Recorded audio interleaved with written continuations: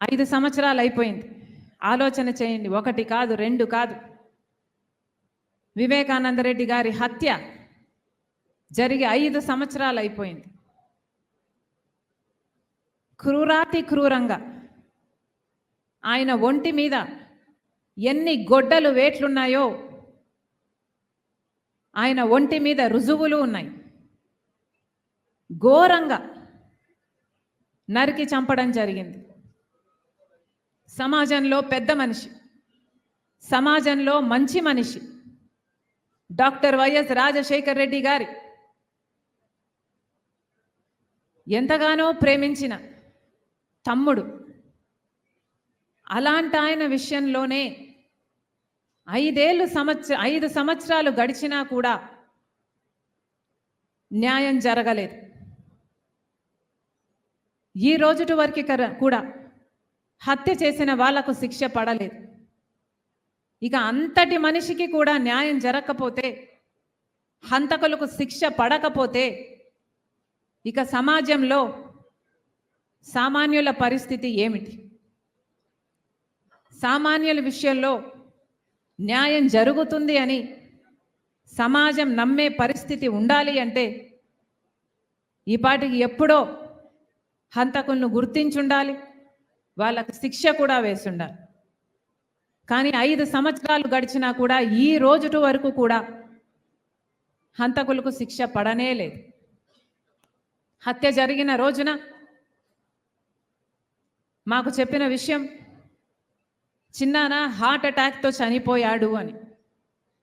సాక్షి కూడా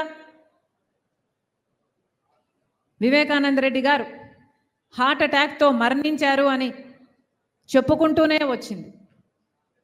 తీరా మేము ఇంట్లోంచి బయలుదేరేంత వరకు కూడా ఇది హార్ట్ అటాక్తో చనిపోలేదు, హత్య జరిగింది అన్న విషయం మాకు తెలియదు. వచ్చి చూసిన తర్వాత కానీ ఇంత ఘోరంగా చిన్నాన్నను హత్య చేశారు అన్న విషయం మాకు తెలియదు. ఆ రోజు హత్య జరిగిన రోజు హత్య పలాని వాళ్ళు చేశారని కానీ, పలాని వాళ్ళు చేయించారు అన్న కానీ ఈ విషయాలు ఏవీ తెలిసే పరిస్థితి లేదు. కానీ ఈ రోజున హత్య చేసింది ఎవరో కాదు, బంధువులే అని అన్ని సాక్ష్యాలు వేలెత్తి చూపుతున్నాయి.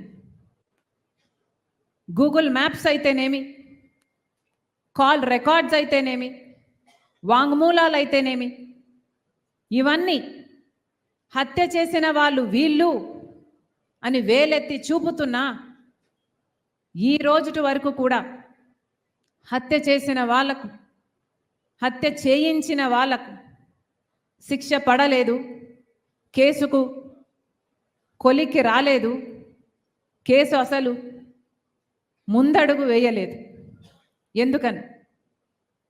ఎందుకంటే అన్నా అని పిలిపించుకున్నవాడే ఈరోజు హంతకులకు రక్షణ కల్పిస్తున్నాడు. కాబట్టి ఈ రోజు వరకు కూడా చిన్నాన్న విషయంలో న్యాయం జరగలేదు.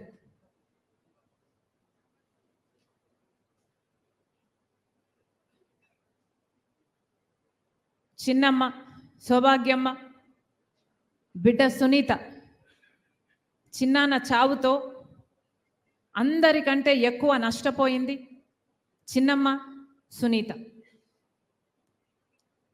సౌభాగ్యమ్మ గారు, సునీత రెడ్డి గారు బాధితులు అన్న సానుభూతి లేకపోగా, బాధితులకు భరోసా ఇవ్వాలి అన్న ఆలోచన లేకపోగా, అదే సునీత కుటుంబం హత్య చేసింది అని ఆరోపిస్తున్నారే, ఇది మీ మనస్సాక్షి అయినా ఎలా ఒప్పుకుంటుంది అని అడుగుతున్నాం. ఒకసారి అద్దం ముందు నించొని హత్య చేసింది సునీత కుటుంబమా అని ఒక్కసారి మిమ్మల్ని మీరు ప్రశ్నించుకోండి.